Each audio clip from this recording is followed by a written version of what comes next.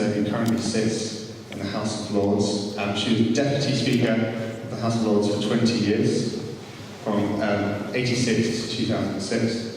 Founder and CEO of a foundation called HART, Humanitarian Aid Relief Trust. There are seriously countless awards, and these are just a few that we've picked out. So she was Commander Cross of the Order of Merit of Poland. She won the William Wilberforce Award for humanitarian work against slavery, International Mother Teresa Award for the All India Christian Council, Nikita Gush Medal in 2006 from the President of the Republic of Armenia. There are tons I can carry on. Also, of special interest to me, an honorary fellowship of the Royal College of Surgeons. And she's obtained honorary doctorates from numerous countries. And President of the Christian Solidarity Worldwide. Can we please welcome Baroness Cox?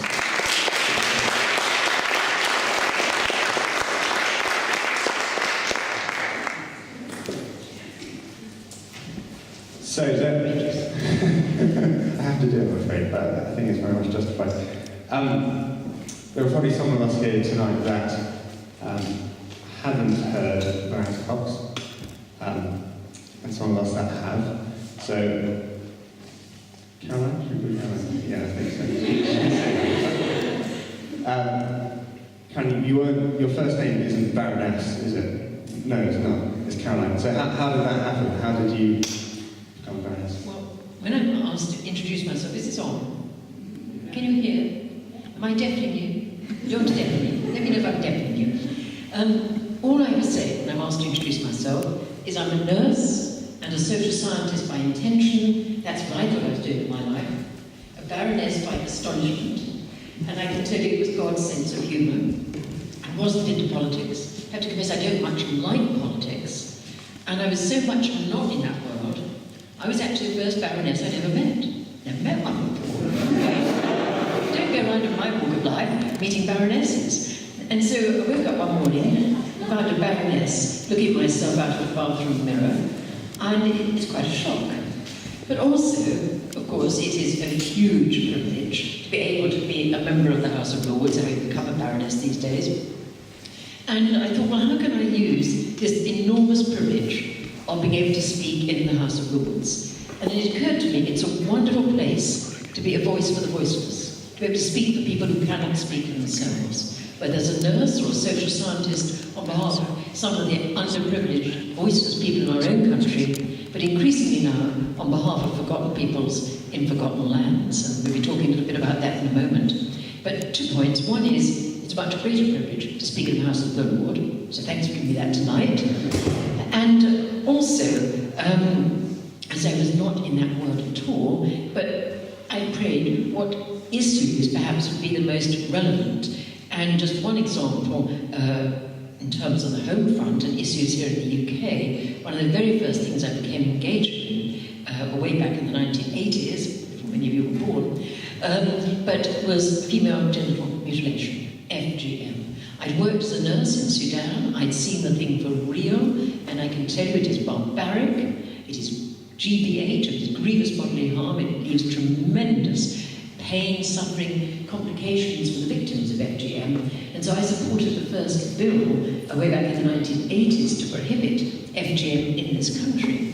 And I've been in lots of other things. And last year I thought I need to re-engage with this and see where it's got. And I was absolutely, forgive the Cockney, gobsmacked.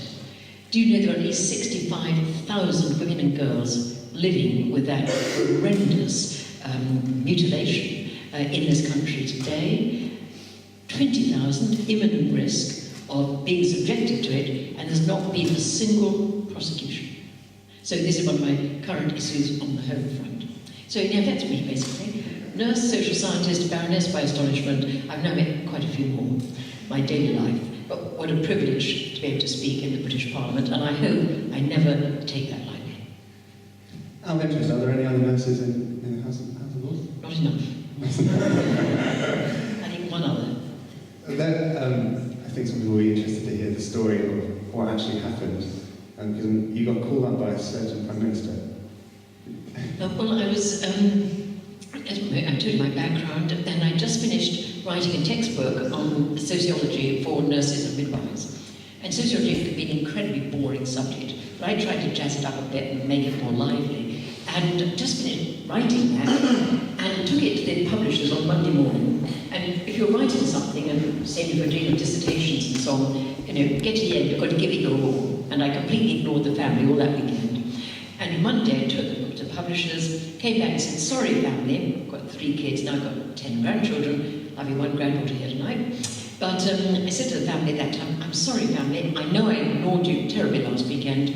I've just given my book in, I'm going to stop doing all those extra things, I'm just going to enjoy the simple life. It was wonderful. Lasted for 22 hours. I went to college the next day. I was then director of a nursing research unit in the University of London. And I went to work, I was so relaxed, it was fabulous. Got back home. My 2 hobbies in those days, one is still there, I'm a church bearer and a campanologist, wonderful bit of our ancient English tradition. I also in those days played competitive squash. So I got back from college so relaxed, looked in the phone book to see if anyone wanted me to ring bells for a church wedding or play a squash match. And there were the fateful words, please ring 10 Downing Street. Luckily, they gave me a phone number. I didn't know the phone number of Downing Street in my phone number. And I had no idea what it was about, but I just thought maybe I'd been making quite a lot of fuss about nurses' pay. Just maybe someone in Downing Street wanted to hear my views on nurses' pay. So I wasn't unduly worried. Next morning, I got to college, phoned this funny number. A very charming voice, the other end of the phone said, thank you so much for calling back. The Prime Minister would be very grateful if you could spare the time to call in and see her, that's obviously who it was, Maggie Thatcher, sometime the next day or 2.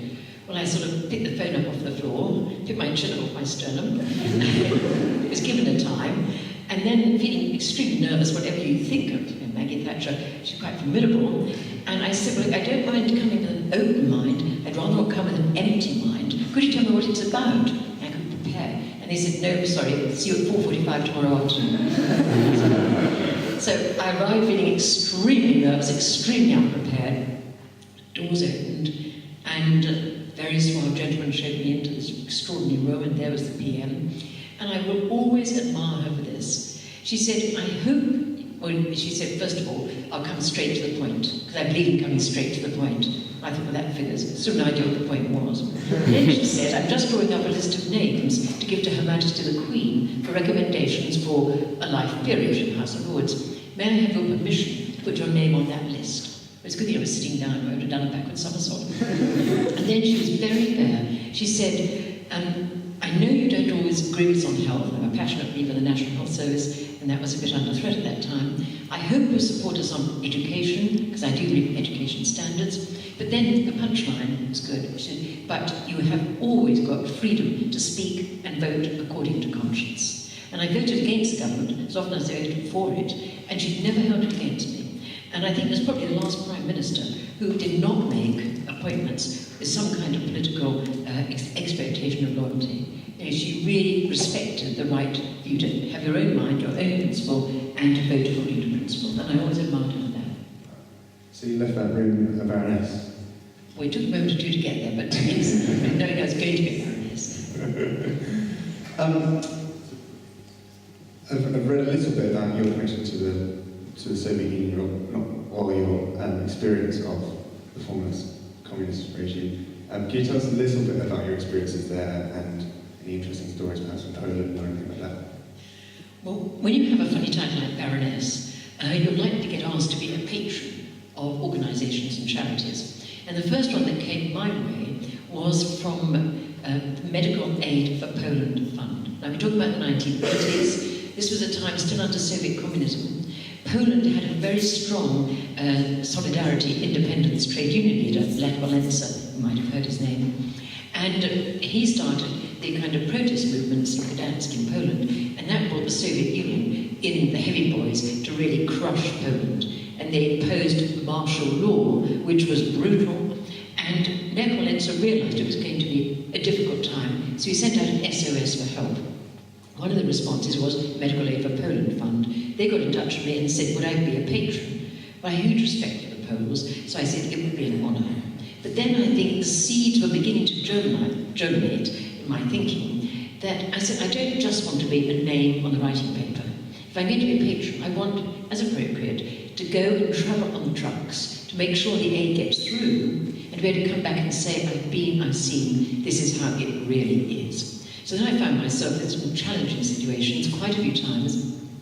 In those days in Poland, there were no hotels or motels. You travelled with your truck driver and you lived on the truck with your truck driver. And I can tell you, when you see these great big 32-ton trucks belting down the motorways, the top bunk of a 32-ton truck is about this big. You can't lie on your side, you can't read, and it was just a little bit challenging on winter nights when a Polish truck driver swerved into a lay-by to crash out on the bottom bunk, and I clambered on the top bunk. And freezing cold, sub-zero, windows up, smoking toxic Polish cigarettes all night. But it was nothing compared to what the Polish people were suffering. And just two little stories. One, what price? Freedom. Towards the end of one of our visits, we finished up at a lovely cathedral city called Wrocław on the border with Germany. And I had at that time a very, very experienced, very cockney, great fun, very robust truck driver called Tone. And Tone was a no-fool guy. And we were doing the last of our offloads of our medical supplies and so on. And the offloads were always surrounded by KGB, by security, by customs. You ran a gauntlet and they looked at everything. Sometimes they'd rip everything open and sort of stir up boxes of sterile dressings. It was ruthless stuff. Well, on this occasion, I was running the gauntlet from the truck into the seminary. We worked through the church because the church knew the people who most needed help and we could trust them. And on the way back, I'm climbing up on this 32-ton truck, and Tone, the truck driver, for the first time in a week, had gone ballistic with rage. He'd really lost his rag.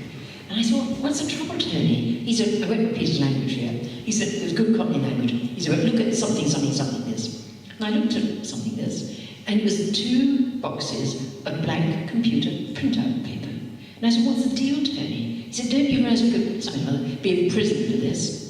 And I didn't, Tony, no, but if that's the case, shut up. You know, the walls of a truck or any canvas, they're not soundproof. The KGB are just there, so shut up. I said, well, what can we do? We can't leave them here because we get seen. And on that occasion, we'd been allowed to take in some copies of the British Medical Journal.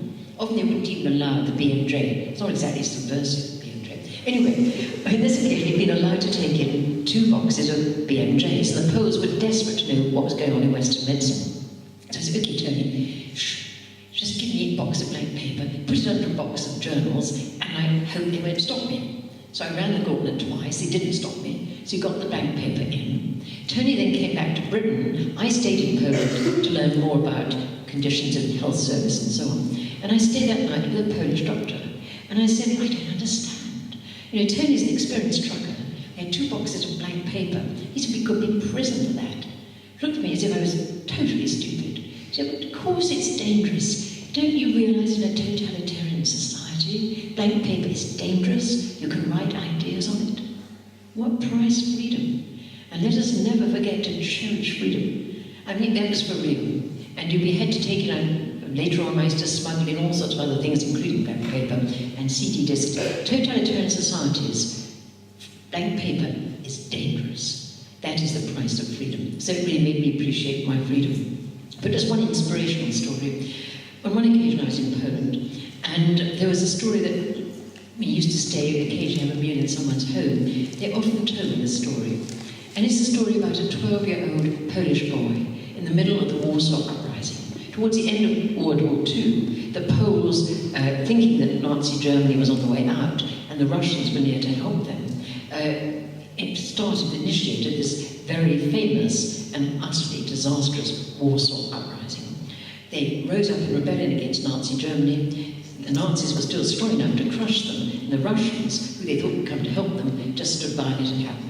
And so Warsaw was pulverized. But in the middle of that horrendous storming, pulverizing of Warsaw, a 12-year-old boy wrote these words on the wall. With the tanks around, the buildings burning, people dying, his own death possibly imminent.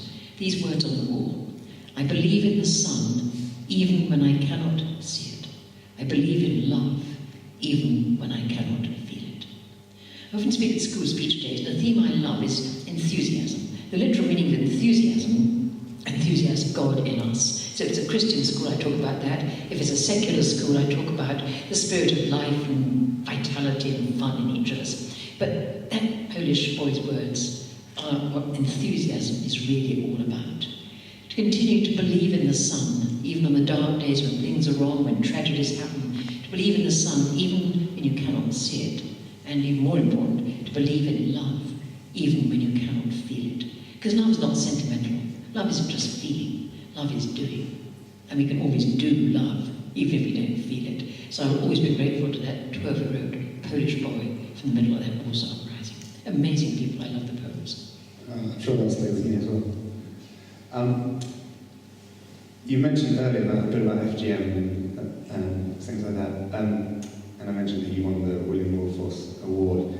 I'm sure there are a lot of people here that are interested in the fight against slavery and things like that. Can you mention any of your experience of that? Thank you. I would love to. It's one of my real passions. Some years ago, we in this country celebrated the bicentenary of William Wilberforce's amazing parliamentary achievements. But I was a bit worried at that time, because I thought we're going to spend all the time looking back, either celebrating what he did, and it's worth celebrating, or with some kind of guilt trip. Well, I personally can't feel guilt for what other people did in another era. We disagree on that, but I can feel guilt for what I don't do. So my contribution that year was to write a book to remind us all that William Wilberforce's mission is not accomplished. And so many people forget modern day slavery. There are at least 27 million men, women and children suffering some kind of slavery around the world today. Whether it's sexual slavery, whether it's forced labour, child soldiers, 27 million at least. And human trafficking on our own doorsteps is escalating. So my contribution to that bicentenary was to bring out a book with some colleagues called This Immoral Trade, Slavery in the 21st Century. I'm happy to leave a copy for your CU library. It's a gift from me. And if anyone's really keen, I'm happy to leave another copy as a gift. I never ask students for money. But 27 million is a statistic. You can't really get your head around 27 million. So the heart of the book are 3 chapters with the stories of people into whose eyes I have looked, who have been today's slaves. And their voices speak for those we can't hear because they're still enslaved today. I've done a lot of work in Sudan. We'll be visiting there in a moment on a virtual reality trip we're about to do. But in the war against the south and the New Mountains, tens of thousands of women were abducted by the regime in the north, based in Khartoum, and taken into slavery. We were able to rescue several hundreds and drop in the ocean, but we were able to redeem quite a few. And some of their stories are in this book, and they tear your heart out. There's one story, just a quick little story. There's one young mother, Abu Kir, and she's blind. She's a Dinka in Bahr Ghazal in South Sudan. I was there just 2 weeks ago. And I met Abu Kir, she's called, in her little village that had been completely wiped out, scorched earth policy. And she was just in the remains of her compound, and she was in floods of tears. She was desperate. And she said, you know, in Africa, if you're blind, and she was blind, your children are your eyes. I've lost my children, I shall die.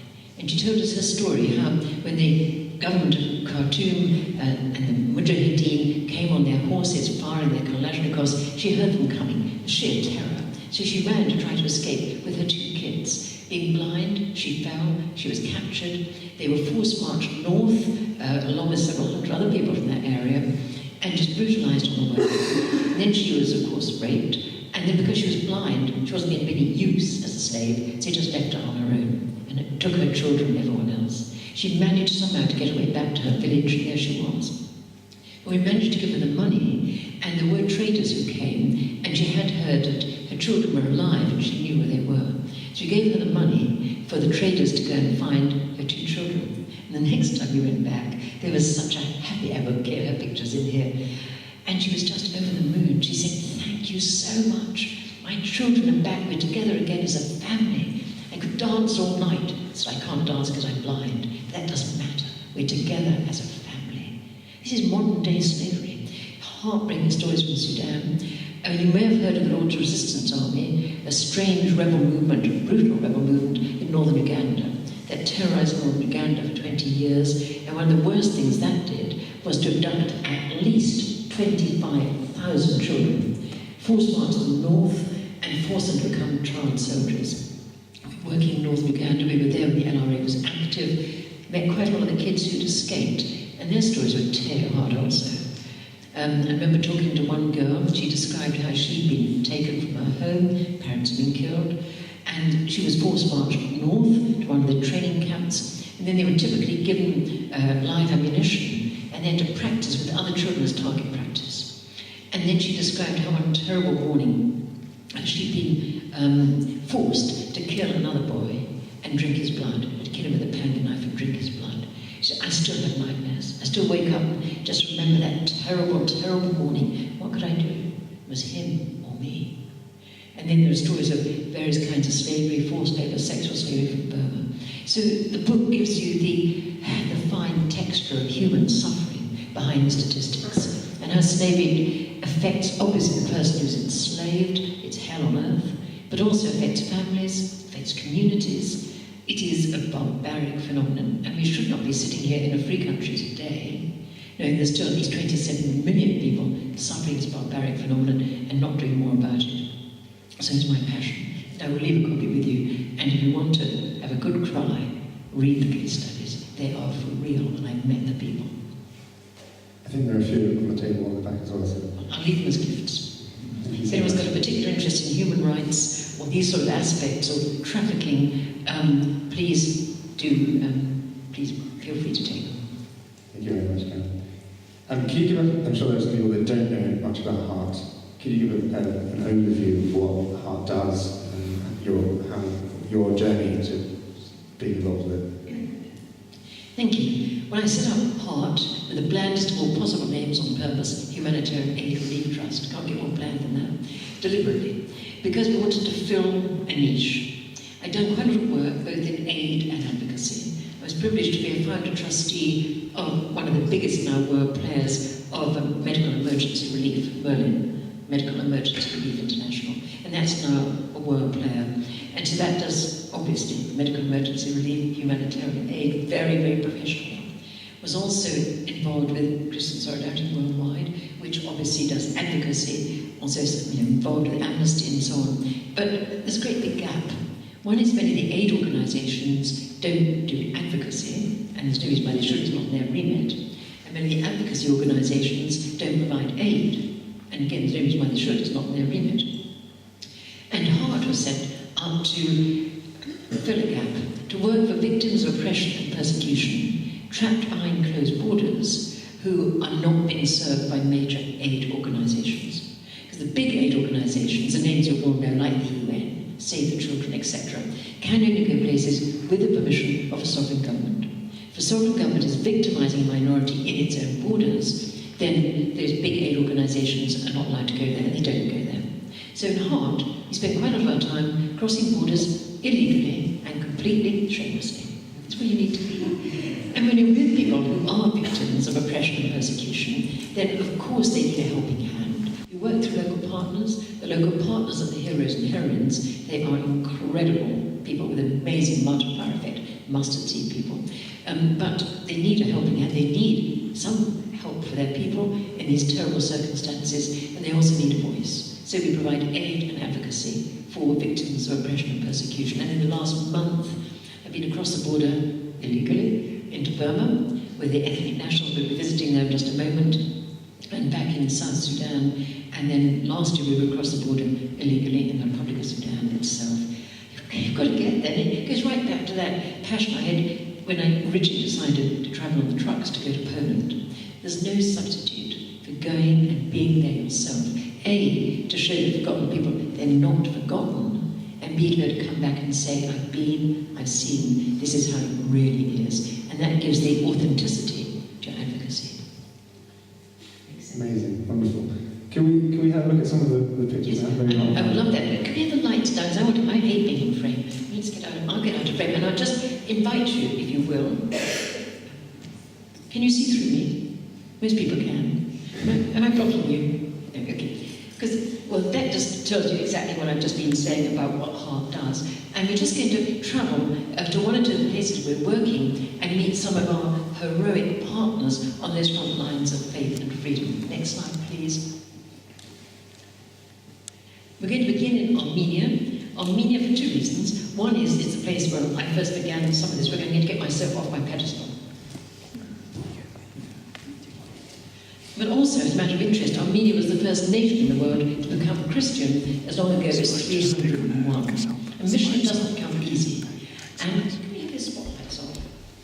Can we have the spotlights on to get back to... Yeah, that's fine. They can see if they want to.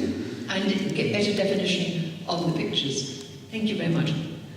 And mission doesn't come easy. Gregory was the guy who wanted to bring Christianity to Armenia. But at that time, the king was a pagan. He didn't want any of this Christian rubbish. So he gave Gregory a death sentence and a particularly nasty form of execution. He threw Gregory down to the bottom of a deep, deep dungeon, about 30 foot deep, which was crawling with snakes and scorpions. So Gregory should have died.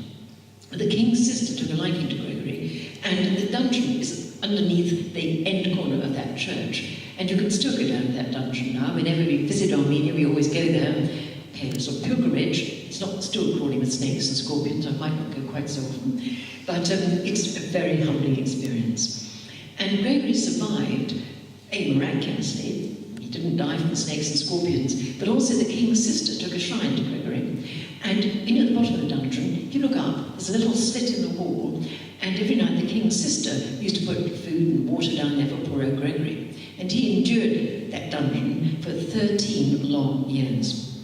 And I often think, during those years, he must have felt a little like St. Teresa of Avila, one of the ancient saints, who once reproachfully said to our Lord, "Oh Lord, it's not surprising you have so few friends the way you treat them." And I think the persecuted church must feel like that very often. Anyway, after 13 long years, the king became mortally ill. He said to his wise men, "Who can save me?" They said, "The guy at the bottom of the dungeon, Your Majesty." Gregory was called up, healed the king. The king became a Christian, and Armenia became the first Christian nation. Next slide, please. But it suffered so much. The first major genocide in the last century, where 1.5 million Armenians were murdered by Turkey, or by Turkish people, and all of what was then Western Armenia is now Eastern Turkey. And then it suffered again in Stalin's days, the Soviet era, when Stalin, with his divide and rule tactics, cut off part of Eastern Armenia and stuck it as an enclave inside Azerbaijan. Then in the turbulent days of the dissolution of the Soviet Union, Azerbaijan began wanting to get rid of the Armenians out of that little land with ethnic cleansing. It was a time when Yugoslavia was going up, the Balkans, all those conflicts. Next slide, please. It's a little land, it's only 100 miles north-south, 50 miles east-west. And when I first went there, as that war erupted, it was hell on earth. Azerbaijan was using full-scale military offences. The Armenians, they were farmers, they were peasants, they weren't fighters. They only had hunting rifles against tanks, 150,000 against 7 million. It was completely besieged, blockaded, bombarded. I went to the hospitals. The hospitals were in basements because of the constant bombardment. And I went and saw the patients. Now it was completely blockaded. The doctors and nurses had no painkillers, no anaesthetics. So people had to have their treatments, their surgery, without any painkiller or anaesthetic. And I spoke to a lady, amputations of both legs. No painkiller, no anaesthetic. She didn't complain. She just said, "Thank you so much for caring enough to be here." Well, I couldn't sleep when I got back to Britain, thinking of that unrelieved pain. So I got permission from the British government to buy and to export a rather large consignment of extremely strong painkilling drugs. Found myself at Heathrow with 2 huge crates full of hard drugs, street value incalculable, a little challenge of getting this back to Nagorno-Karabakh. But I turned myself into an international drug runner. Very successful, I say. I'm not going to tell you the story tonight, it draws me back, I'll tell you the story next time. But we managed to get those drugs back within 12 days. We're told that after that, nobody died of pain-induced shock. What a privilege to make a little bit of a difference. But Karabakh itself was hell on earth. Stepanakert, the little capital city, I used to count 400 Grad missiles a day pounding in on that little city. You might say, how do you count 400? That's spurious accuracy. I'm afraid it's deadly accurate. Any Russian speakers here will know Grad is Russian for hail, and it's a multiple missile rocket launcher. It fires 40 missiles in every volley. It started coming in at 7 in the morning 10 lots of grad, 400 a day. And one will do that. Imagine a little city, smaller, far smaller than Bristol, having 400 grad a day. And the next slide, please. Azerbaijan also used low-flying aerial bombardment. Planes would come really low and drop huge 500 kilogram bombs directly on civilian targets. This is a house in the middle of Stepanakert. The guys were at the front line. That house got a direct hit. They were recalled, and I'm sorry to say that under that pile of rubble, there's no way they could move it, are the pregnant wife and the little girls, 2 little girls, and the man in the blue jeans became there too. It was hell on earth in Karabakh in those days. Next slide, please. But eventually, with an enormous amount of courage, suffering on both sides, everyone suffers in war, and a lot of miracles. I'll give one example of that before we leave Karabakh. There was a ceasefire, still a ceasefire, still not peace. But we always believe in HART, asking the local people their priorities when we're trying to give aid. And they said, please, rehabilitation. The Soviet Union has no concept of rehabilitation. In Soviet days, if you were born with a disability, if you became disabled, you were just shut away, warehoused, marginalised, and you die in 2 years with pressure sores and infections. They gave us this bombed-out old building. Next slide, please. And our wonderful partner there, Vardan, has turned it into a place of new life, hope and healing for the hopeless, beauty from the ashes of destruction. Next slide, please. The hero from Karabakh is the guy on your left with the not very groovy shorts, but he's a most wonderful guy. And every 3 years or so we have pilgrimages. If you would like to come, you're more than welcome. Olivia, one of my granddaughters, is there in that picture. She came on there, and Alice, who currently works with us for advocacy, is the lovely girl in the middle. But Vardan has turned this place into an incredible centre for rehabilitation. Next slide, please. The tissue repair nurse, Marietta, is absolutely brilliant. She's cured life-threatening pressure sores. Next slide, please. There's a hydrotherapy pool, state-of-the-art, particularly important for people with paralysis and spasticity. Next slide, please. Isn't that a creative use of litter? You recognise what they are, I'm sure. The Soviet Union was very bad about litter, so Vardan would go around picking up all these old water bottles and arrange them in that creative way so there is sun cover for the place where the little kids play outside. Very creative, isn't it? Next slide, please. And patients, come with us on the pilgrimage. And next slide, please. Mike. The first time I saw Mike some years ago, he was in a wheelchair. He's hemiplegic. His head was bent. He'd been to specialists in Moscow and Yerevan, and they told him he would never walk. And I never saw Mike smile. But Vardan had different ideas. When I went back a few months later, I walked past Mike. I didn't recognise him. He was walking. And on the pilgrimage, he walked quite a lot of that pilgrimage and never stopped smiling. Is it a privilege there to make a difference? And this little land, the UN still won't go to Karabakh, the British ambassador still won't go to Karabakh. It's still a no-go area, and Azerbaijan is threatening another military solution. Next slide, please. But that centre is now recognised as a centre of excellence internationally, and what is very exciting is Vardan and his team are now spreading the therapeutic repertoire for people with disabilities, giving hope and healing far beyond that little land of Karabakh to many other countries in the neighbouring region in the South Caucasus, Georgia, Armenia, Abkhazia, and Chechnya, Ossetia. So that little land that had been a place of such suffering and darkness is now spreading light throughout the whole region. Next slide, please. And miracles. One of many, many miracles. This church is a 13th century church, St. John the Baptist, in the north of Karabakh. It sits on a mountain promontory. Azerbaijan was determined to destroy it. Again and again, the fighter bombers flew over. Again and again, the sticks of bombs fell directly on this church. I just took this photo symbolically in the wall, the church framed in the cross made by the blade of a helicopter. But again and again, the bombs fell directly on the church. Again and again, some divine arm brushed them aside. And the monastic outbuildings, as near to the church as that window is to me, about 12 yards away, were flattened. The church remained gloriously intact, to the glory of God, and the only bomb which got through that incredible protection never exploded. It's imploded in a wall in the monastic outbuilding outside. We always finish our pilgrimages around that unexploded bomb, and I don't really care too much what British health and safety regulations would say about that. I think that bomb hasn't exploded all those years. I think we can go and say thank you for that preservation. And symbolic pictures, we leave Armenia. As I said, it has become a place of hope and healing. And that little land which had been a place of such darkness, I see it now as a light shining in a very dark part of the world. That's taken inside that church. The Armenians love candles when they pray, so it is a symbol of light shining in the darkness. Next slide, please. Off now to Burma. Next slide, please. A beautiful land, but all is not well in the land of Burma. Some good things have happened. Aung San Suu Kyi, the iconic democracy leader, has been freed, together with many political prisoners, but the ethnic, national, tribal groups, mainly around the periphery, are still suffering. The Burmese army is still attacking them with military offensives, driving them out of their land with a shoot-to-kill policy, and carrying out atrocities. Next slide, please. Who are crossing illegally from Thailand into Burma. Dramatically beautiful. You can't help being exhilarated by beauty, but you have a heavy heart because you know you're going into a heart of darkness. Next slide, please.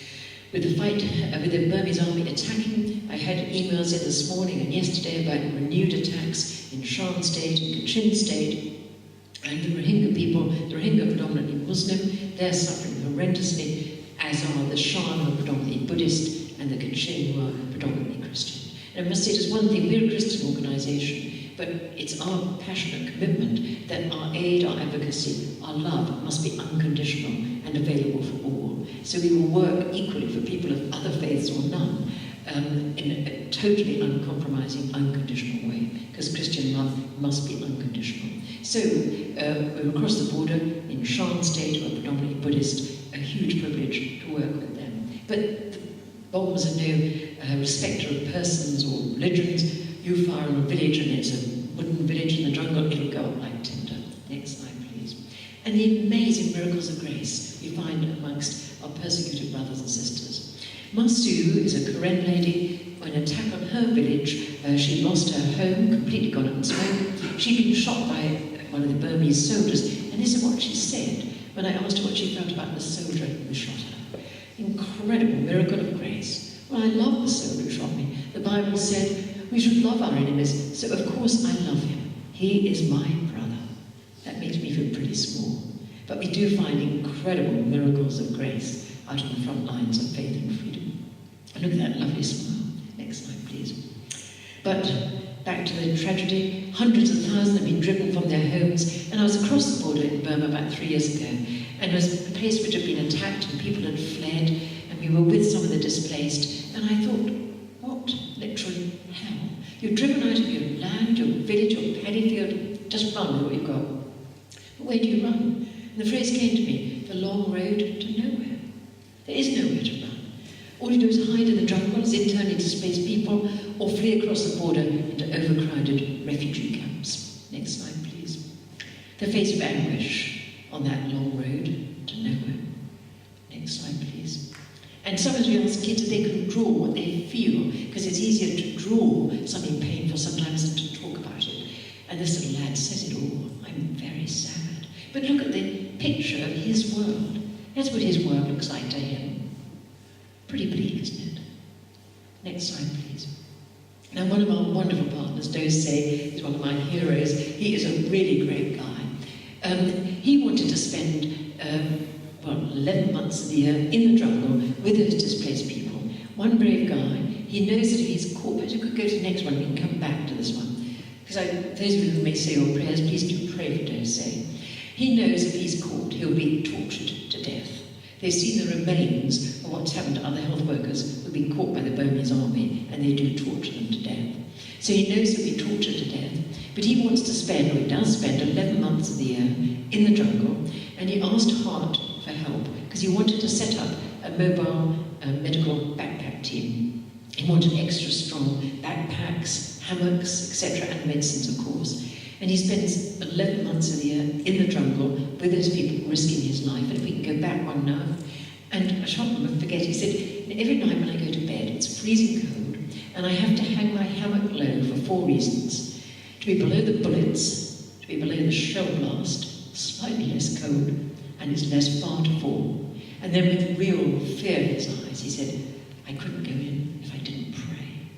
That's what real courage is. When you go beyond your frontier of fear, you still go beyond that frontier of fear. And you find very often great challenges, but also amazing people. And Dose said the thing that makes it all worthwhile for him is he sees the relief, the smiles on the face of the children hiding in the jungle when they see them. Next slide, please. So I mentioned that for many of them, they live as displaced people in the jungles. Others flee across into neighbouring countries, into huge, great refugee camps. I took this picture, I think it's rather symbolic of life, or a symbol of life, in one of those refugee camps. Just trapped behind the barbed wire, overcrowding, but they'll still have a little smile. Next slide, please. But this is one of the camps, Melon camp, on the Thai side opposite Karen state in Burma. Look at the overcrowding. You know, it might not look too bad. You think every one of those is a home. You can't grow any plants, you can't have animals. And in that particular camp, Easter Sunday last year we were over there, a lady cooking her supper knocked her oil stove over, and her hut caught fire, and then that fire ran like wildfire, and 7,000 homes went up that night in flames. Next slide, please. But it's not all gloom and doom. Pastor Simon is an amazing theologian. He's in that camp, and he's used the limitations of that camp to set up a school, an orphanage, and a Bible school. And here are the students in the Bible school on the Sunday morning. Next slide, please. And when they worship, one thing you always find about with a persecuted church, when they worship with incredible joy. More joy than in a comfortable church in the West. Any churches you go to here exempted from that generalisation. But they do worship with amazing joy. And as we leave Burma, I want to leave it with Pastor Simon's living testimony. Now remember, when you look at these words, English is his fifth language. He'll speak Karen, Thai, Burmese, and Indian dialect. But in addition to the theology, what an amazing use of English, but also a message of unquenchable hope. They call us a displaced people, but thank God we're not misplaced. They say they see no hope for our future, but thank God our future is as bright as the promises of God. They say the life of our people is misery, but praise God, our life is a mystery. What they say is what they see, and what they see is temporal, but ours is the eternal, all because we put ourselves in the hands of the God we trust. Incredible living faith one finds on the front lines of faith and freedom. Next slide, please. Seatbelts on and no jet lag off to Sudan. I first worked in Sudan way back in the mid-80s as a nurse in remote area desert work doing an immunization project. But then the situation deteriorated in 1989 when an Islamist regime, an Al-Qaeda kind of Islam, took power by military coup and declared military jihad against all who opposed it. And that includes moderate Muslims as well as Christians and traditional believers.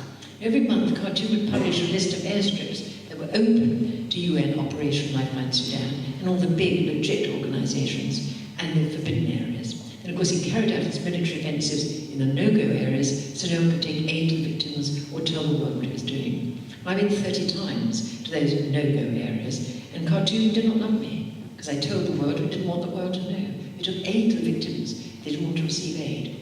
So they gave me a prison sentence for illegal entry, which I'm serving in absentia. So thank you for having a convict in your midst. Very inclusive in Bristol. I appreciate it. They also said they'd shoot our planes out of the sky. But we had brave pilots who used to give a false destination. And we'd fly around in the circle of the legit planes, the last minute snuck down to a forbidden airstrip.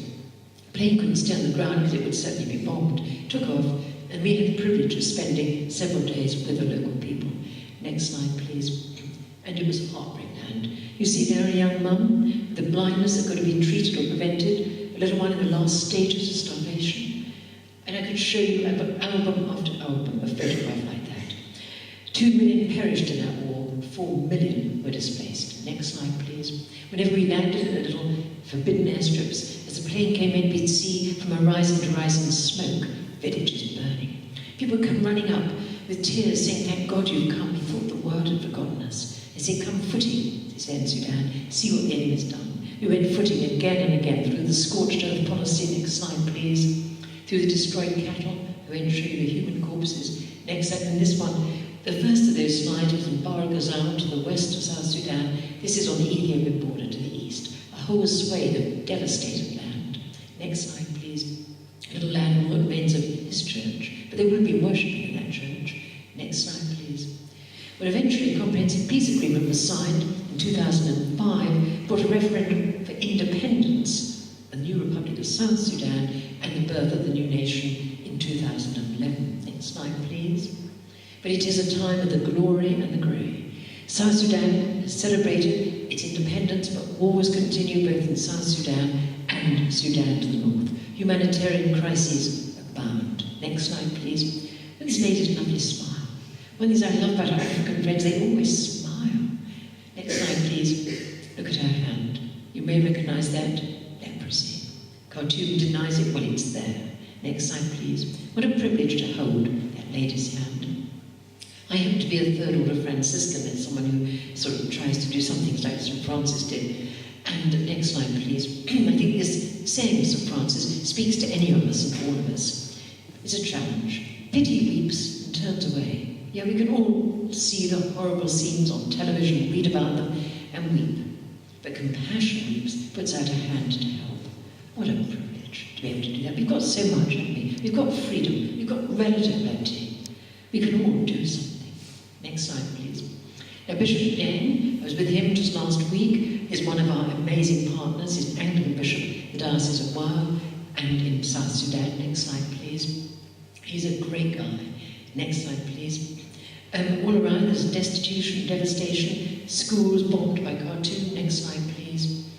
And Khartoum, across the border in the Republic of Sudan, is bombing its own people in Nuba Mountains and Blue Nile. 500,000 are hiding in caves and forests, caves of deadly snakes, and 250,000 have fled into South Sudan, many into Bishop Deng's diocese. Here they're hiding in the caves, and it's heartbreaking, those caves. You see, particularly the elderly women, and they plug any bit of rag or anything and find all the little crevices in those caves to stop the deadly snakes coming out.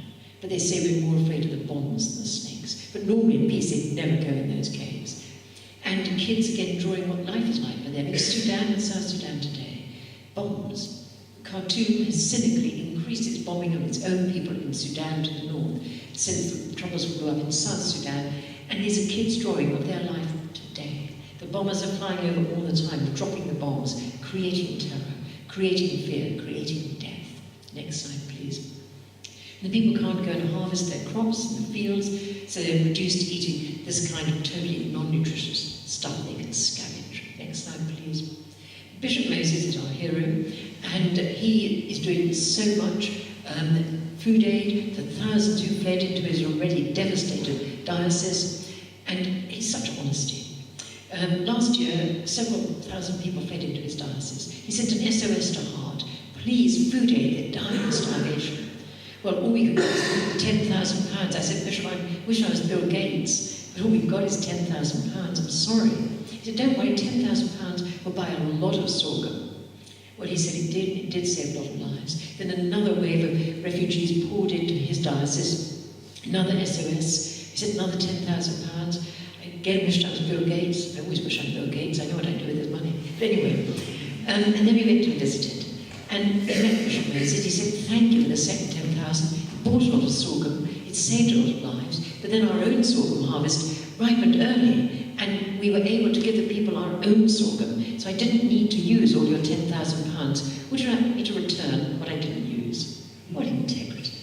He said, what I'd like to do, please, would be to use it to buy tools and seeds for the people. It's perfectly obvious what our answer was. Next slide, please.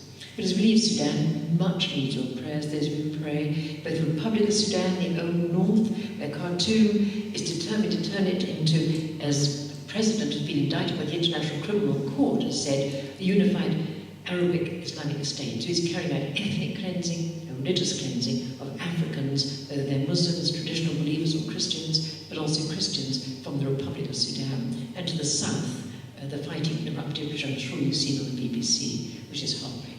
So please pray for both Sudan and South Sudan. And finally, Nigeria. Much of Nigeria is prosperous and peaceful, but to the north there's been a very, very tragic 20 years of intercommunal conflict and persecution. Next slide, please. This is the village of Doganahawa, just outside Jos in Plateau State. One night, 450 Christians were killed in one night alone. Kids, obviously, post-traumatic stress. Next slide, please. The machete wounds of those who survived. Next slide, please. Bishop of Bauchi, that's a Sharia state in northern Nigeria that suffered so many killings and destruction of churches. Next slide, please. An invitation to an event that's never going to take place. Next slide, please. But marvellous things happening in the middle of the killings and the tragedy. The Christian Institute in Jos is a great place. Next slide, please. Training in maternal and child health, much needed. Look at their lovely African smiles. And they could be dead tomorrow. The killings are going on. So many churches in the north are now being attacked regularly. You may have seen in the news, Boko Haram is an Islamist group that has recently emerged and is ruthlessly killing and murdering Christians and moderate Muslims who won't join them. They drive suicide cars into the middle of church services, detonate them in the middle of the church service. And every week this year so far, there's been a killing and a destruction of a church somewhere in northern Nigeria. So many martyrs this year alone. When I was in Kano State not so long ago, just a week before we were there, 3 churches had been attacked, 60 people had been killed one Sunday morning alone. So they could be dead, those lovely people. We have a wonderful partner, Bishop of Bari in Kano State. He has a village which has been completely under attack. Next slide, please. It didn't have anything, so he set up a brick building little enterprise in the middle of the village. Next slide, please. Built a school. When we first went to Bari, there wasn't a school. He's built it. We're privileged to pay the teachers' salaries, not megabucks. £500 a year will pay a teacher, and it's good education, good English grammar. Next slide, please. And the nice thing to say thank you. I forgot that one was there, sorry. Next slide, please. And the clinic. There wasn't a clinic. If you were a Christian, you couldn't get state health care. If you had a kid who was dying, you might have to sell your last goat, your last pair of trousers. There's now a clinic, and it's the best clinic in town. It's where the Muslims come to the clinic, as well as the Christians. Next slide, please. But as we draw to a conclusion, just one very challenging story which I'd like to share with you. Could we go back to Archbishop Ben? I'm sorry, I'm in the middle there. But it's Archbishop Ben, who's the Anglican Archbishop of Jos in Plateau State, and his lovely wife, Gloria. So Gloria is one of my heroines. Whenever there's an attack on a village, she gets the Mothers' Union and women in the community, they get a rackety-packety bus, they'll drive down, rainy season and all, into the epicenter of the conflict, with cooking pots and clothes and things you need if you've lost everything, be with her people. My nickname for her is Gloria in Excelsis. She is one wonderful lady. About 4 years ago, we had a terrible email. Militants had gone to their home to kill the Archbishop. He wasn't there. So they beat up the younger son, and my beloved friend Gloria, they were all old enough to know the truth, and they gang raped her. They did horrendous things to her with broken glass and splintered wood, and they trampled on her so ferociously that she was blinded. She's had her sight restored with surgery in the States.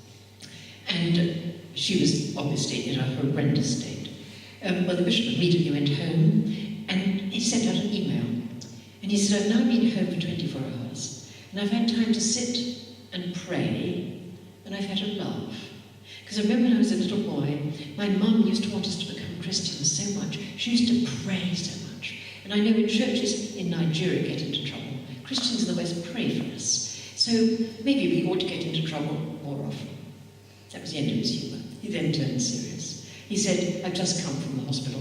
My beloved Gloria was able to sit to receive Holy Communion. We had a wonderful time of prayer and worship and praise together. And we just thanked God we've been found worthy to suffer for his kingdom. And we just prayed that all of Gloria's pain, anguish, and humiliation would be used for his kingdom, his glory, and the strengthening of his church. That makes me feel so small, to praise God for your suffering. But they do. They leap back to try and kill Archbishop Ben again. They carry on their work, their ministry, with enormous radiant joy on that front line of faith. Next slide, please. But he also did give us a challenge. He said, we have a faith worth living for. It's a faith worth dying for. And so many this year have already died for that faith. He said, don't you compromise the faith we are living and dying for. My friends, I think in many ways we are compromising that faith. And I just pray to God that we will be worthy of the heritage of freedom and our spiritual, cultural, and political heritage which we have inherited, and that we do pass that on undiminished to successive generations. And as we leave Nigeria, please pray for the people of Nigeria. And my final slide, I think, no, so penultimate one. I always like to pay tribute to our partners. They're the real heroes. heroes inherent, whether it's Archbishop Ben or the people of Karabakh or Dose. They are wonderful people. And the final slide is our motto. HART is tiny. There's only 4.5% HART. And we have a little office like something out of Charles Dickens in the People's Republic of Brent in North London. We want all the money to go out. So it's 4.5% HART. And when you look around the world and the needs are so legion, you can almost feel so overwhelmed, it's paralysing. So maybe you just don't know where to begin, and you don't begin. But our motto in HART is, okay, I cannot do everything, but I must not do nothing. And if together we all do something, then we really can have a little bit, not only the pain and the passion, but also the privilege, making a little bit of a difference in some of the darkest parts of the world. Thank you for letting me share some of that pain and passion with you tonight.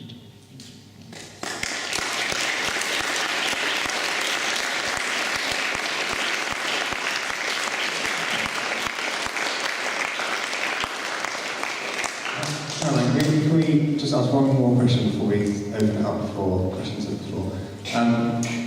You mentioned it, and you hinted to it quite a lot towards the end of your talk there, but to what degree has your faith influenced the history of your life so far, and how invaluable has it been to you in that journey? Well, thank you for the question. It obviously has influenced me. I was brought up a Christian. I was brought up an Anglican. I was confirmed at the age of 11. I still remember that confirmation text, as long ago as it is. And it was Joshua 1:9. Have I not commanded you? Be strong and of a good courage. Be not afraid, neither be thou dismayed. For I, the Lord your God, am with you wherever you go. I have to admit, I'm often afraid. I'm often dismayed. But as a Christian, we do have a biblical mandate to heal the sick, feed the hungry, speak for the oppressed. And looking at it as a line of a mandate, an imperative. So I think it has, as it were, shaped my own trajectory of life a little bit. It's why I think I probably chose to try to be voice for voiceless in the House of Lords. My now heart has been set up to fulfil that mandate a little bit more fully. But I'm also afraid. And I remember once, just so I'll finish with this, because I think maybe we all feel afraid with all sorts of things. But I remember I was due to go out to Karabakh at the height of that war, and on a Saturday afternoon, I got my fit of what I call faithless, fearful dread. And I often get it before I go away now. But just being in Sudan, and not only bombs and cars blown up, but malaria and all the other things that can happen to you. So I often get my fit of faithless, fearful dread. I remember that Saturday afternoon, and particularly acute, I didn't talk about it, because there's no point in spreading gloom and doom. So I kept it to myself. Went to church next morning, and the Bible reading was that passage in the Gospel, he who is not prepared to leave husband, wife, brothers, sisters for my sake is not worthy to be my disciple. There was an extra bit I'd never noticed before. I think it's just there. But he went on, but he who does leave husband, wife, brothers, sisters for my sake will meet new brothers and sisters even under persecution. And we met the most wonderful brothers and sisters under persecution. So I just know, and I tell myself, if I make myself cross that frontier of fear, and it's very real, if you make yourself cross that frontier of fear, then you will meet the most wonderful people who you would never have met if you'd not actually taken that leap of faith. Thank you so much, Caroline. Thank you so much for real insight into your life so far. I know if anyone has any questions, now is the time to fire them. I have one I want to ask. So while you're thinking, I'll ask my question. Caroline, for the people here that have an aspiration to go into politics or social justice of some kind, what would you say to them from the lessons that you've learned, and what can they do in the meantime while they're still students? Well, thank you for a challenging question. If people ask me for specific advice, I never ever give it, because God has far more ideas up his big sleeve than I will ever have up my big sleeve. So God knows for any of us what his hope and plan is for our own lives. But there is a cliche, which I think is actually a very profound cliche, and I use it for myself, and I think I often use it in response to that question, that God doesn't want our ability. Our ability is a little thing. He wants our availability. And if we make ourselves available for him, then he can provide the ability we need for what he wants us to do. But if we're available, he can lead us to where he wants us to go. And we have a God who does exceeding abundantly above anything we can ever ask or imagine. He'll be different for every one of us. But if we are available, then we can have that privilege of being available for God and doing what He wants us to be, do what He wants us to do, and He'll give us the ability to realise His purpose for our life. So He doesn't want ability, He wants our availability. Wonderful, thank you. Are there any questions? Yes. I have about 72 questions, but I'm going to Well, good start with 62. the first one is regarding the Armenian genocide. President Obama said in his campaign he was going to internationally recognise it and hasn't done so. How relevant do you think it is to the Armenian people that he does say that? Thanks for the question. I think it's very important that any genocide is recognised. It's crucial because any genocide which is not recognised, well, three reasons why it needs to be recognised. First, for the sake of the Armenian people, when you've suffered so much from any genocide, the victims do need recognition in order to begin any process of healing, any process of closure, and also as a basis for reconciliation. You can't reconcile something that's not being recognised. So it's important for the Armenian people or any other victims of any other genocide, it is recognised. Secondly, I think it's important for people of Turkey, because I was in Turkey as a nurse, attending a nursing conference, and many of the young Turkish professionals said to me, we wish our government would recognise it. We know we're living a lie, and we would far rather have it recognised.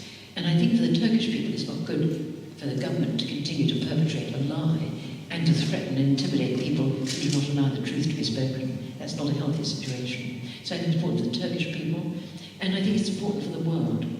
As I said, any genocide that's not recognised is an encouragement for others to perpetrate other genocides. And one of the most chilling things about the Armenian genocide, which you may or may not know, is before Hitler embarked on his horrendous overthrow of Poland and all the horrors when he took the war in that direction, and the death camps in Auschwitz and all the rest of it. Before he went into Poland, he said to his senior military commanding officers, but perhaps they secondly use this wise, because it was going to be genocide. And because of course he'd already showed his anti-Semitic commitments and beginnings of the death camps. And his answer was just, well, who today speaks of the Armenians? So if you do not speak of genocide, then it is a green light for other people to think they can get away with it with impunity. So I think it is crucial for those three reasons, for the people of Armenia, for the people of Turkey, and in any genocide from both sides, to have reconciliation, to only come from recognition, and for the sake of the world, that we don't condone any other genocide to go with impunity. Make sense? The second one was in regards to Joseph Kony. With regards to Joseph Kony, he said that he won't sit down for peace talks so long as the LCC maintains its arrest warrant for him. And a lot of people in northern Uganda were saying they would rather have peace over justice. So I was wondering which you felt was more important, whether you feel the LCC should drop there. Well, thank you again for another very appropriate question. I didn't go into the programmes he got in northern Uganda, but we were there during the NRA atrocities that were going on, and it was hell on earth. But I'm happy to say, for the sake of the people of northern Uganda, that a peace agreement was negotiated between Kony and the Ugandan government. So their activities have abated in northern Uganda. But before that happened, and when the LRA was still active, I heard the point you've just made very clearly. They'd rather have peace than justice. At the moment, I think they can afford to seek for both. They've got relative peace, and therefore it will not cost them to have justice. But Kony is still active, I'm sorry to say. He's carrying out his atrocities, particularly in Congo, possibly in CAR, certainly in Sudan. So he is still at large, and I think anything to stop that culture or stop him getting away with his horrific, barbaric practice with impunity must be supported. And I'm just amazed he's not been caught, because it is a major tragedy for the people who still suffer the atrocities, the rapes, the killings, the plunderings, etc. My final one was That's only three. Sorry. I've done a lot of work with women in Leicester where they've got a lot of students in Islamic population, so a lot of issues in FGM, and they have a lot of specialised nurses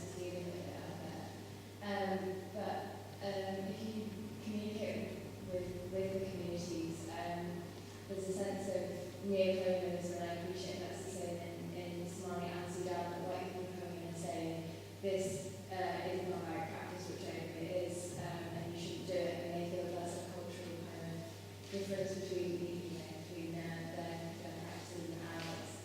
So I was just wondering what you thought the bridges were that could get over those kind of issues, and the accusation of being areas Well, again, thank you for the question. I'm deeply worried about the tendency in this country to allow respect for cultures, inverted commas, and political correctness to condone what are actually illegal and barbaric acts. I've talked to quite a few people who work in the FGM field, but also in other areas, and there's so much fear of upsetting the local community leaders that these utterly unacceptable practices are condoned and are not addressed. And I'm thinking of getting a debate together in the House of Lords, and anyone can give me any evidence, I'd love to have that evidence, where we've got quite a lot of examples where people have suffered in ways they should not suffer in this country. And if you come to a country, you also should expect to abide by the laws of that country. So that's a tangential but an important one. But where we've been condoning things which are in effect totally against the law, and indeed may go down the road of grievous bodily harm or honour-based violence, honour-based killings, we've allowed those kind of cultural, traditional values and policies and principles to override the law of the land. And I really want to call our government to account for where we've allowed these utterly unacceptable practices to continue because of cultural sensitivity, which violate the law of the land. We should never allow culture to abrogate or override law. And we've got laws against grievous bodily harm, we've got laws to protect people, and also the whole business about gender and discrimination. There's a lot of gender discrimination in those communities, and we should not allow cultural sensitivities in this country which violate the law of the land. My position on that. I'd be really interested to know how you kind of first got involved and how you went about starting up kind of HART UK, considering I guess you must have a lot of contacts in the country and contacts in this country, and how you kind of first started. Well, thank you very much. It sort of evolved. Previously, as I think I mentioned, I was involved with some major aid organisations like Merlin. I was involved with some major advocacy organisations, but I was always very worried that there was this gap. And for example, when I was with Christian Solidarity Worldwide in Nagorno-Karabakh in the early days, I felt, in the jungles of Burma, it's a bit thin if people are actually dying of starvation or suffering from the weapons of war, and you just say, I'll be a voice for you. They need a voice by all means, but for me, maybe it's the nurse in me, but I wanted to get something practical going as well. So I think it's sort of the idea grew out of respect for other organisations, but realising that their mandates did not fill this gap. And so HART was born to fill that gap from agonising situations of being in the jungles of Burma and South Sudan, where people needed a voice by all means, but I wanted to do something practical. But on the other hand, with Merlin, highly professional, highly respectable, well-respected, big aid organisation, would not speak out against injustice because it might compromise their work. So deep in HART was born to go where other people wouldn't, to cross the borders legally, and to do what other people wouldn't, to speak for the oppressed and to provide aid and advocacy for people who are having one, both, or neither.